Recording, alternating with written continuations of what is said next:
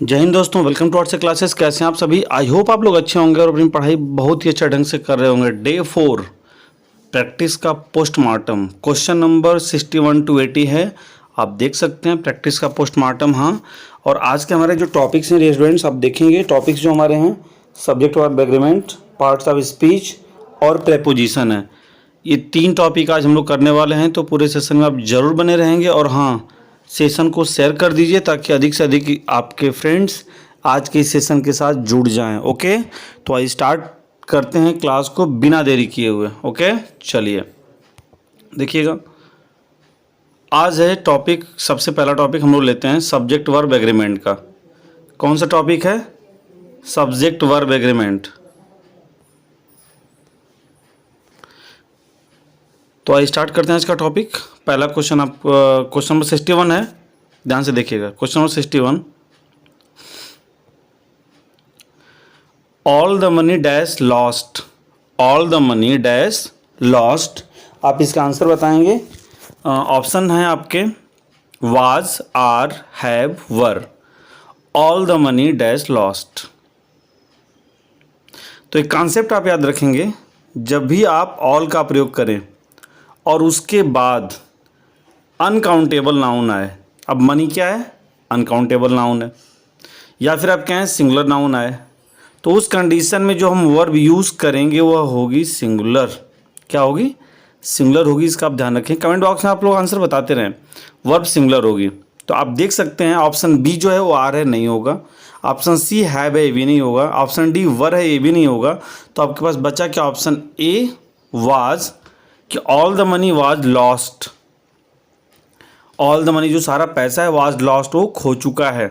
Okay, मतलब खो गया है, सॉरी खो गया है। तो all the money was lost. Okay, चलिए अगला क्वेश्चन 62 है। Some sugar dash needed. तो कुछ शुगर, अर्थात देखिए अब यहाँ पे आप देखेंगे ऑल था, यहाँ पे सम है। सम के बाद भी वही कॉन्सेप्ट है। सम के बाद यदि अनकाउंटेबल नाउन रहे तो जो वर्ब उसके साथ हम यूज करेंगे वो होगी क्या? सिंगुलर। ओके, सिंगुलर वर्ब होगी। तो आप यहाँ पे ज़रा देखेंगे कि वर जो है वो प्लूरल है, आर भी प्लूरल है, हैव भी प्लूरल है। तो बच्चा आपके पास क्या? Singular is. तो सम शुगर इज नीडेड, अर्थात कुछ शुगर, अर्थात कुछ चीनी की आवश्यकता है, ज़रूरत है। तो यहाँ पर हम जाएंगे इज के साथ। कमेंट बॉक्स में आप लोग आंसर बताते रहें और अधिक से अधिक शेयर कर दें सेशन को। चलिए question number 63, all dash ready. ये बहुत ही प्यारा सा कॉन्सेप्ट है। आप लोग इसका आंसर जो कमेंट बॉक्स में बताएं। Are is were and D option है ए, बी एंड सी। बहुत ही प्यारा सा ऑप्शन याद रखिएगा। All dash ready, all dash ready, are is were और डी ऑप्शन है A, B and C. Okay, तो देखिए पहली चीज़ ऑल के साथ थोड़ा देख लीजिए। ऑल यहाँ पर अकेले है, एज अ सब्जेक्ट है। तो जब ऑल का प्रयोग एज अ सब्जेक्ट यूज़ हो, उसका प्रयोग किया जाए, तो वहाँ पर आप क्या करते हैं? देखिए, जब ऑल को कोई वस्तु माना जाए, अर्थात थिंग माना जाए, या फिर इसको हम कहें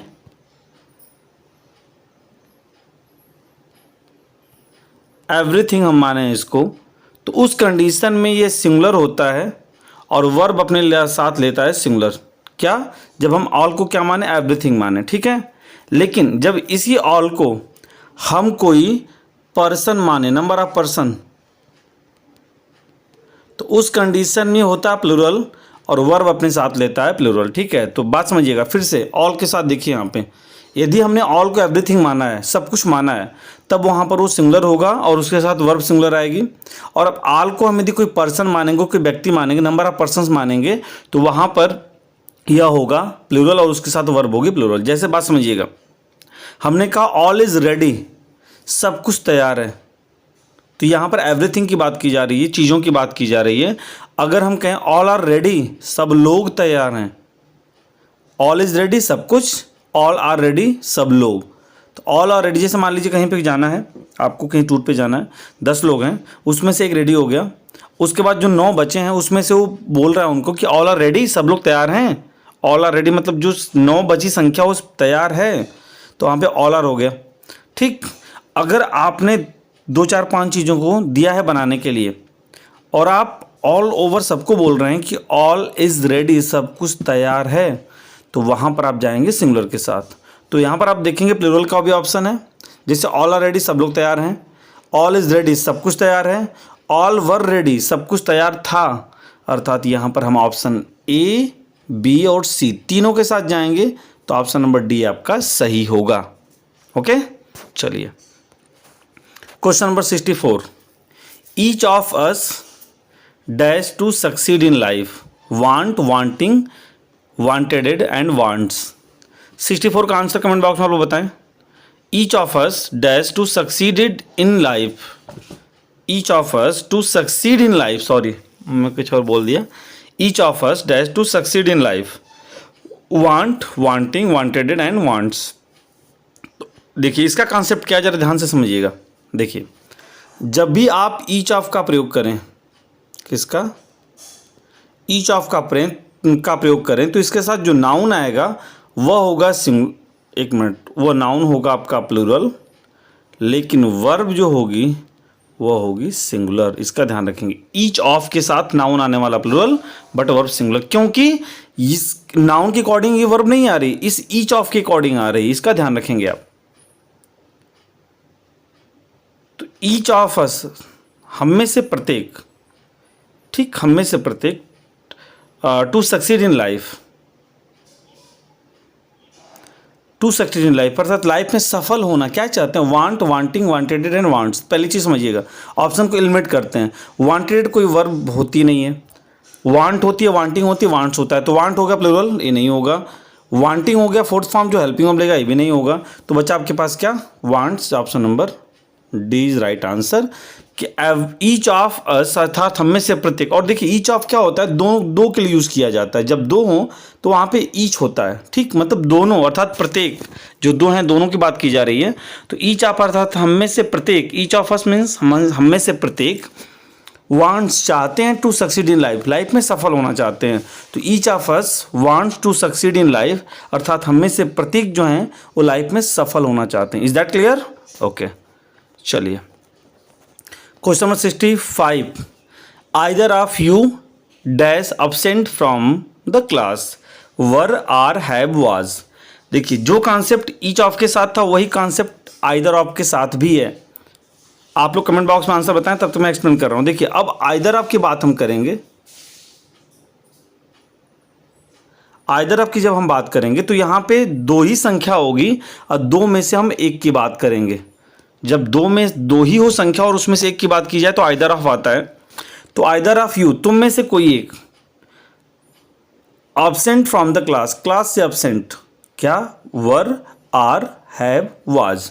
वर्ब सिंगुलर होगी, आइदर ऑफ के साथ जो नाउन है वह प्लूरल होगा बट वर्ब कैसी होगी, सिंगुलर। तो आप सिंगुलर देखेंगे, वर्ब प्लूरल है नहीं होगा, आर भी प्लूरल है, हैव भी प्लूरल है। तो बचा क्या आपके पास, ऑप्शन नंबर डी, वाज। कि either of you was absent from the class अर्थात तुम में से कोई एक was absent from the class, वो क्लास से क्या था, absent था, अनुपस्थित था। ओके, चलिए अब आते हैं हम लोग क्वेश्चन नंबर 66 पे, कि नाइदर ऑफ देम। अब तो कॉन्सेप्ट आप समझ गए होंगे, each of, either of, neither of. तो neither of them dash English, no, knows है, नो है, नोइंग है और नन ऑफ द एबव है। Neither of them dash English, knows, no, knowing and none of the above.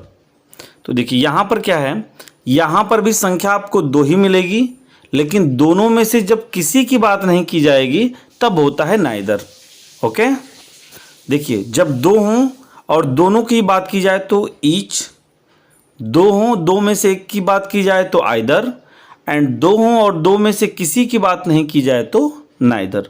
तो neither of के बाद भी जो नाउन होगा वो प्लूरल होगा, नाउन या प्रोनाउन कुछ भी हो सकता है, और उसके बाद जो हम वर्ब लगाएंगे वो वर्ब आपकी होगी सिंगुलर। देखिए ईच ऑफ, आइदर ऑफ और नाइदर ऑफ के बाद नाउन भी हो सकता है, प्रोनाउन भी हो सकता है, बट दोनों ही प्लूरल ही होंगे जो भी होगा, और वर्ब सबके साथ सिंगुलर होगी। तो देखिए नो आपका प्लूरल नहीं होगा, नोइंग नहीं होगा, नन ऑफ द एबव भी नहीं होगा, ऑप्शन नंबर ए सही होगा, क्योंकि नोज है, फिफ्थ फॉर्म है और ये सिंगुलर है।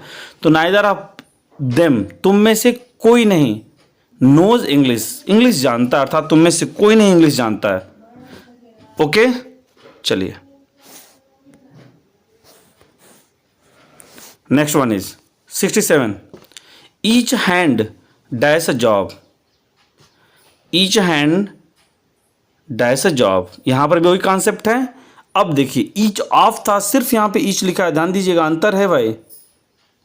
वहां पे ईच ऑफ था, यहां पे सिर्फ ईच है, तो ईच के बाद जो भी नाउन आएगा वो आपका सिंगुलर होगा ईच के बाद, और वर्ब भी क्या होगी, सिंगुलर।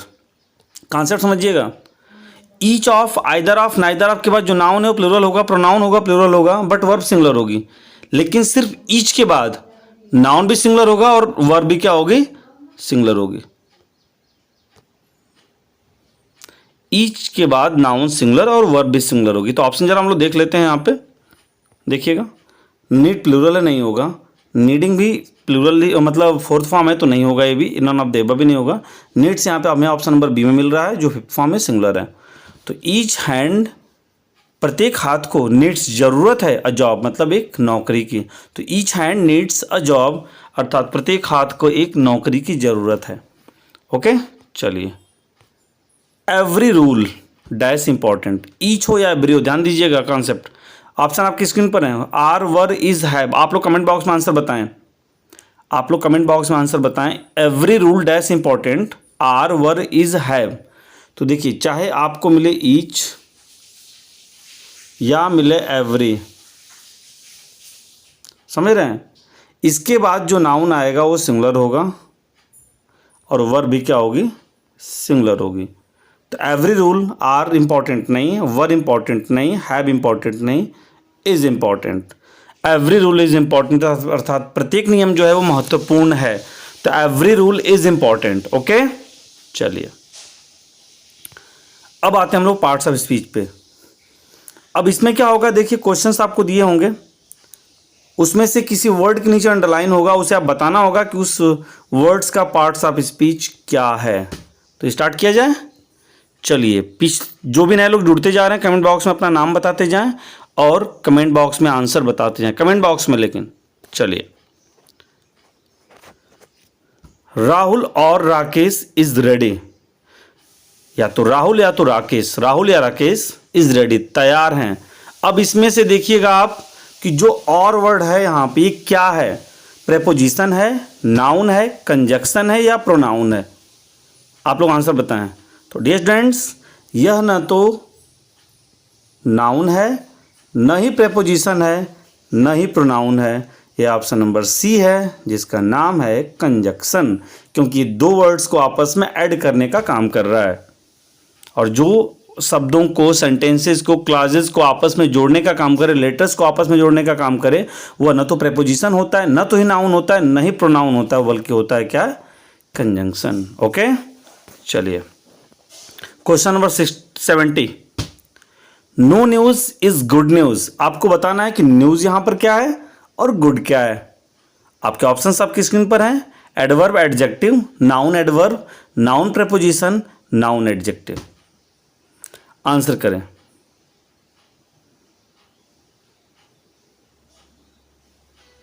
आंसर बताइए आप लोग। No news is good news, कोई न्यूज, नो न्यूज कोई भी न्यूज नहीं, इज गुड न्यूज अच्छी न्यूज, अर्थात कोई भी न्यूज अच्छी नहीं है।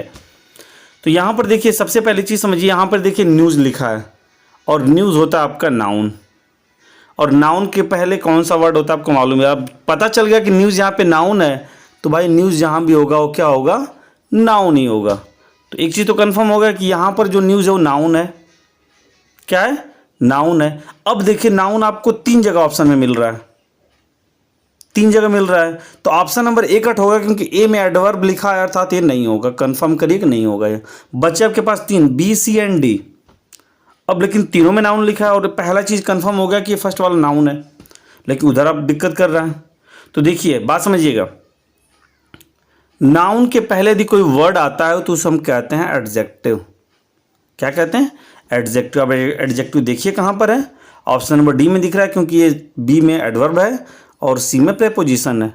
तो बचा क्या, ऑप्शन नंबर डी। इस तरह से आंसर निकाला जाता है कि no news is good news, उसमें न्यूज जो है वो नाउन है और गुड क्या है, एडजेक्टिव है। तो option number D will be the right answer. Okay, चलिए question number 71। He has no knowledge of grammar, उसके पास ग्रामर की कोई नॉलेज नहीं है, कोई ज्ञान नहीं है। तो he has no knowledge of grammar, उसे व्याकरण की कोई समझ नहीं, कोई जानकारी नहीं। तो यहाँ पे बताना आपको नो और बताना है knowledge. Noun adverb, adjective noun, adverb noun and noun adverb. Answer बताएं, बताइए, जल्दी बताइए आप। तो देखिए डियर स्टूडेंट्स, मैं आपको एक हिंट दे रहा हूं यहां पे, बात समझिएगा कि नॉलेज जो होता है इसे हम कहते हैं नाउन। लास्ट वाला है देखिए, अब कहाँ का नाउन है जरा देखिएगा। बी में नाउन है लास्ट में और सी में नाउन है लास्ट में, अर्थात ए और डी को हम एलिमिनेट कर सकते हैं क्योंकि यहाँ पे एडवर्ब लिखा हुआ है। बचा हमारे पास दो, इसमें से ढूंढना आसान हो जाएगा। अब बताइए नाउन, हमने नॉलेज को माना नाउन, तो नाउन के पहले क्या होता है, अभी मैंने आपको बताया नाउन के पहले क्या होता है, एडजेक्टिव होता है, राइट। तो ढूंढिए एडजेक्टिव कहाँ है, बी वाला ऑप्शन दिख रहा है, क्योंकि सी वाला में तो एडवर्ब लिखा है, तो एडवर्ब ऐसे कट जाएगा ये। तो option number B will be the right answer. Okay, तो he has no knowledge of grammar, तो इसमें जो नो है वो एडजेक्टिव है, और नो हमेशा एडजेक्टिव, जैसे आई हैव नो मनी, तो मनी यहाँ पे नाउन है एंड नो एडजेक्टिव हो गया।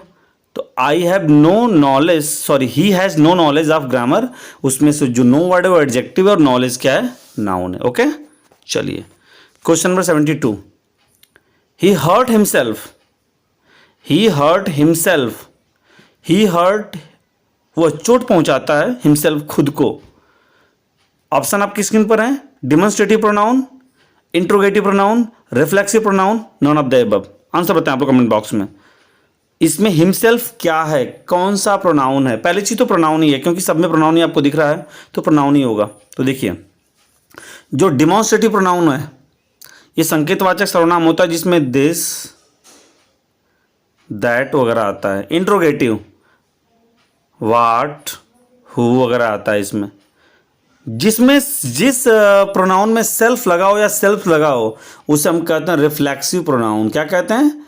Reflexive pronoun. आप पढ़े होंगे तो आपको मालूम होगा। ही हर्ट हिमसेल्फ में हिमसेल्फ जो है वो, ही हर्ट हिमसेल्फ, वो खुद को चोट पहुंचाता है, इसमें जो हिमसेल्फ है वो रिफ्लेक्सिव प्रोनाउन है। ओके, चलिए क्वेश्चन नंबर 73 पे चलते हैं। Some have joined the party, some have joined, कुछ लोग ज्वाइन कर चुके हैं द पार्टी, मतलब इस पार्टी को कुछ लोग ज्वाइन कर चुके हैं, पार्टी में आ चुके हैं। यहां पे जो सम वर्ड है देखिएगा, सम वर्ड जो है क्या है? पर्सनल प्रोनाउन है, रिफ्लेक्सिव प्रोनाउन है, एम्फैटिक प्रोनाउन है और इनडेफिनिट प्रोनाउन है। तो देखिए डियर स्टूडेंट्स, आप कमेंट बॉक्स में आंसर बताएं, मैं आपको बता रहा हूं।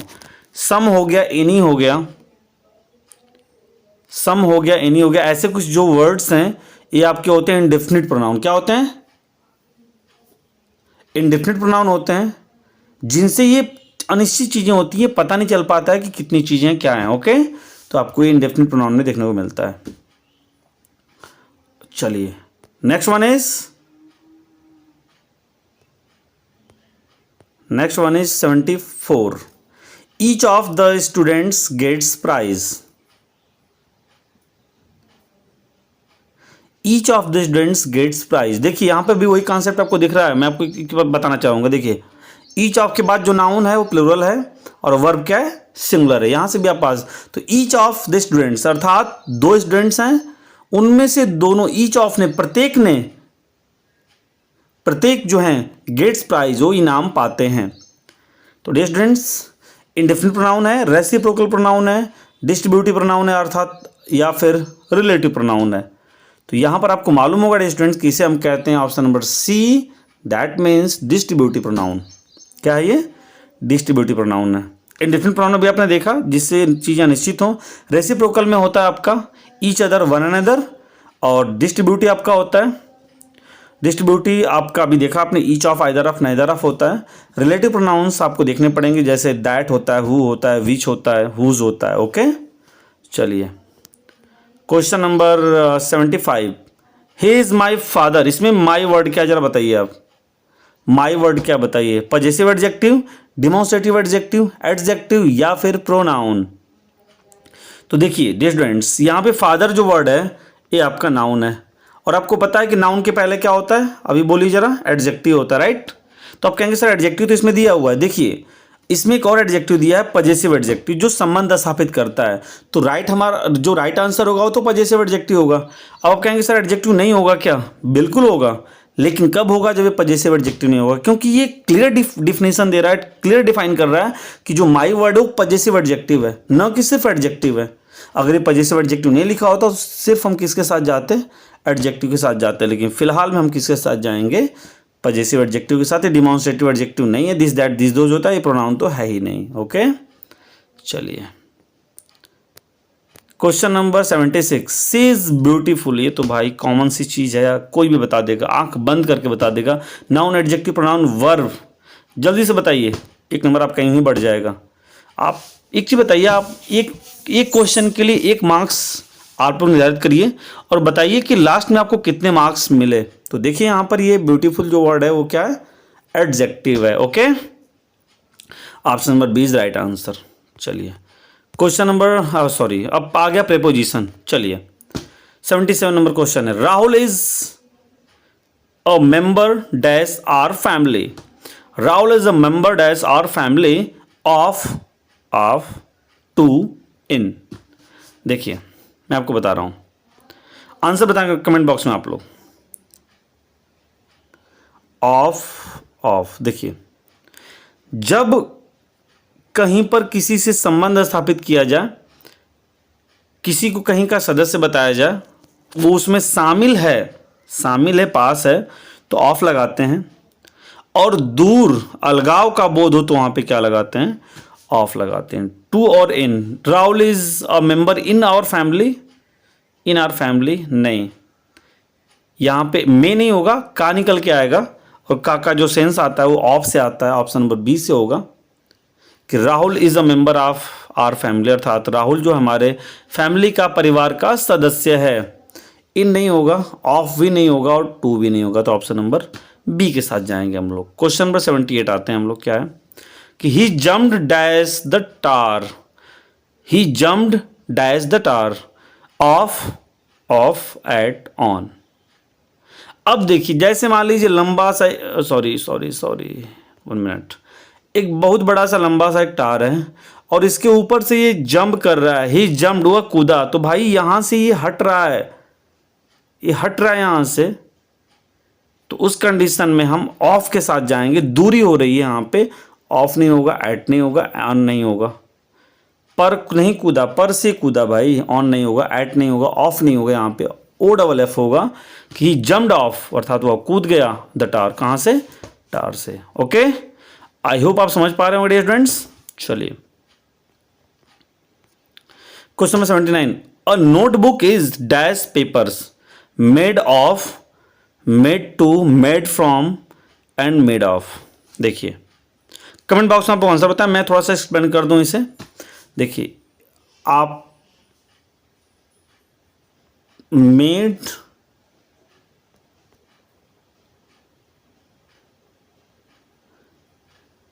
मेक ऑफ, मेक फ्रॉम, ठीक, यहां पे सारा खेल ऑफ और फ्रॉम का है, मेक लगा है, तो हम इसका फॉर्म बना सकते हैं। जैसे मेक का मेड हो गया तो उसको सेंटेंस के हिसाब से हम कर सकते हैं। तो यहाँ पे मेड लिखा हुआ है सारा, अर्थात मेक का ये सेकंड फॉर्म लगा हुआ है। मेड मतलब मेक का जो सेकंड फॉर्म मेड है उसके साथ ऑफ है या फिर फ्रॉम है। तो देखिए नोटबुक जो है वो बनी है किससे? पेपर से, अर्थात पेपर जब एक जगह कंबाइन कर देते हैं, जोड़ देते हैं, तो उससे नोटबुक बन जाती है, राइट। तो अब यहाँ पे मेक ऑफ होगा या मेक फ्रॉम होगा, क्योंकि ओ डबल एफ नहीं होता है भाई, पहले हम कट कर देते हैं इसको। मेड टू, तो मेड टू का मतलब होता है किसी के लिए बना, तो यहाँ पे किसी के लिए बात नहीं हो रही, किसी का नाम यहाँ पे पोजीशन नहीं है, तो या तो मेड फ्रॉम होगा या तो मेड ऑफ होगा। अब किसके साथ हम जाएंगे जरा देखिए ध्यान से। एक होता है फिजिकल चेंज और एक होता है केमिकल चेंज। तो फिजिकल चेंज में क्या क्या होता है, जैसे मान लीजिए फिजिकल चेंज क्या है कि आपने लकड़ी से बेंच बनाया, अर्थात उस लकड़ी को आपने एक शेप दिया, ठीक, और जब उस लकड़ी के शेप को आपने खराब कर दिया तो फिर से वो लकड़ी हो गई।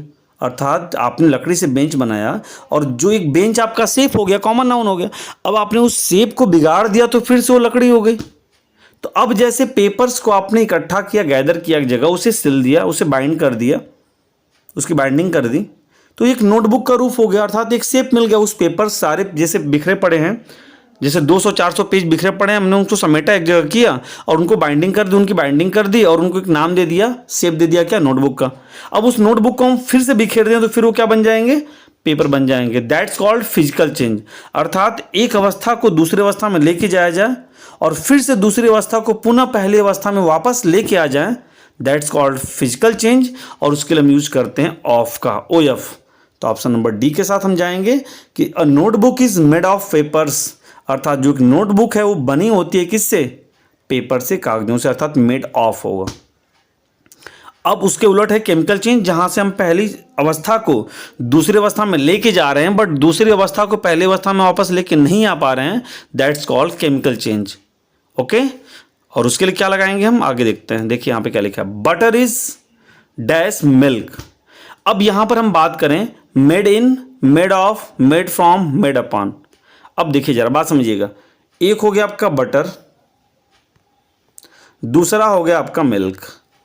आप खुद समझिए, मिल्क को हमने एक शेप दिया बटर का, क्या बटर से फिर मिल्क बन सकता है, नहीं बन सकता। That's called chemical change, chemical परिवर्तन, इसमें रिएक्शंस हो रहे हैं।